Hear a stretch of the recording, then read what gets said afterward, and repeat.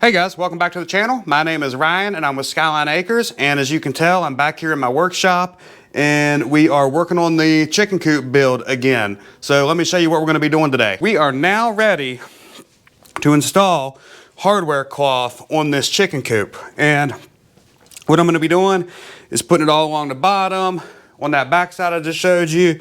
I got all the doors to do, okay, and there's kind of a, what is this? I don't know, 4 or 5 foot area here on the top that I'm gonna have to do as well. All right guys, so I just wanted to take a minute and talk about how I was gonna be attaching this hardware cloth. And I'm gonna be using 1/4 inch narrow crown staples, which is kind of the standard way of doing it. This is a pneumatic narrow crown stapler. And in years past, I'll just go to Lowe's, Home Depot, or whatever, and I'll buy some 1/4 inch narrow crown staples. The problem is, those are not really meant to be used in exterior applications at all. They're just electro galvanized, nothing special. And as far as I know, I've never been able to find anything but that at a big box store. And when you use them outside, they typically hold your chicken wire fine and that kind of thing. But the problem is they rust. Now they don't, what I've seen, they don't really rust through or anything, but they rust and they streak stains all down your project or your wood or whatever. So I went on Amazon and I picked these up. These are stainless steel narrow crown staples. These are 1.25 inches long. I went with 1.25 inches. Number one, that's the longest most of your narrow crown staple guns will shoot. Number two, that way it doesn't blow out the back of a 1.5 inch wide 2x4 or anything. So the nice thing about this hardware cloth versus chicken wire is it doesn't really stretch and pull like chicken wire. So you can line up your lines where you need it. So I'm doing like 3 squares over on each side, and it just kind of works out pretty perfect. All right guys, so just a couple tips and tricks that I watched on a YouTube before I started doing this. It's a company that builds these coops, and they leave 3 1/2 inch squares on either side, and then they skip 2 horizontals in between each staple, and they put another staple. And the other thing they do, and this is true of fence building or anything where you're really using staples, if you put them in at an angle to where they're not on the same grain pattern, they'll hold a lot better. They also, you straddle 2 wires with it when you do it. So anyways, that's what I'm gonna be doing. Come back at you here in a little bit. The only challenges I had was sometimes straddling that intersection at a 45 was a little challenging with the 1/4 inch staples. I think I'll get better with that as I do it. And then also, I mean, if you hit a spot where there's a screw or something, that staple will just, I mean, it'll just stop right now and twist all up and everything. So I've got my second panel, if you will, cut out here. And I'm learning with it. You know, it's like anything. Probably by the time I'm done with this, I'll be great at it. It's pretty nice because I'm doing like 3 squares up, which is 1.5 inches, because these are 1/2 inch openings. And you just kind of line it up and do it. So it's pretty easy there.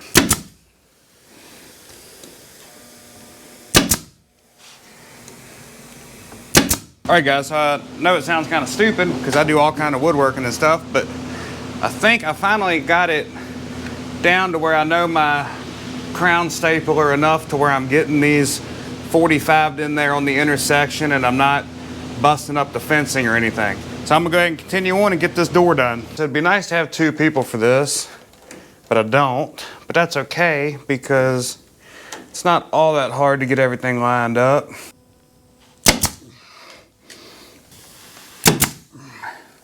All right guys, so I figured it was time for me to stop and kind of tell you about the wire that I decided to use. So the way that I got to this wire was I knew I didn't want to use chicken wire on this coop. I've been kind of using the best of the best that I knew about at the time on this coop, and chicken wire is not that. It's not very predator proof. It's not long lasting, which is probably my biggest thing that I've had an issue with. Like I said, that bottom strip rusted out all the way out on mine, all the way around. Had to put a whole new filler strip in, and all of that. So I knew I wanted to go with hardware cloth, and I was interested in the PVC coated hardware cloth. So if you don't know real quick, this stuff is actual metal wire hardware cloth, just like you would get, and then it's PVC plastic coated. So anyways, long story short, got on Amazon, was looking, there's all kind of cheap stuff on there. I mean, but people say the coating's halfway on there, the wire's super flimsy, all of that. So got to looking, found a pretty reputable website that I think, it's called Critterfence.com. Looks like they've worked with Animal Planet, This Old House, a couple other ones if you get on there. But anyways, they're pretty good to deal with. What they say about their product, let me read it here. I got it here pulled up. So their hardware cloth is hot dipped galvanized after welding. It's not electro galvanized like big box stores. And this is the one I really liked. It's rated for 30 years of useful life. It's salt spray approved, engineered for soil to fence contact. Makes a great bottom wire fence for gardens or backyard areas, yada yada. I'm not hopefully gonna have to worry about any rust issues on the bottom. Hopefully it's just a good all around product. Hey guys, I wanted to show y'all this little stretcher of sorts that I made. Wasn't my idea. Literally the first video I found on YouTube on how to stretch hardware cloth, and some guy makes aviary cages or something, and he made something like this. And I said, that's a daggone good idea. But anyways, you can see it there. Got a cleat here, piece of plywood here. I have screws sticking in here, and they're sticking out just enough to grip onto your netting. So what you do is you just stick it on there like this. So like here, I need to pull it this way and up a little bit and then tack it. So just stick it in there, okay? And then pull it and then put your staple in.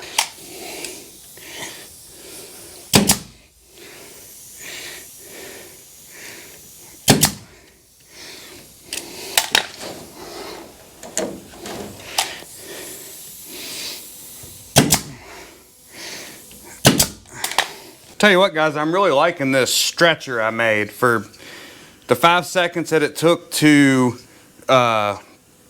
YouTube the idea, and then the 5 minutes it took to make, this thing really lets you get in there and grip it and get it tight. So it's now a little bit later, and I wanted to come at you with a little bit of a progress check. So I've got this whole side of the coop done. And it's just basically made up of a bunch of individual, well not a bunch, but several individual pieces because of the doors and everything. So I got all that done. I'm getting a lot better at getting those staples in at the right angle and being able to straddle that, the two wires there. And I've actually came around on the corner here, and I've got this side done, and it's super simple, but I had to put a mock piece of pipe in here because I needed to see where I needed to cut in here to run my water line when I come out here and do my water, which I'm making a video on that too. Oh, one thing I wanted to point out too was this hardware cloth. I don't know if it's the Critterfence version or I haven't worked with hardware cloth in so long. I feel like when I have worked in it in the past, it's a nightmare and it wants to curl up and you can't hardly use it. But this stuff here, I mean, it's literally like I'll lay it flat, measure my piece out and cut it, and I mean, look, it's not even wanting to curl up.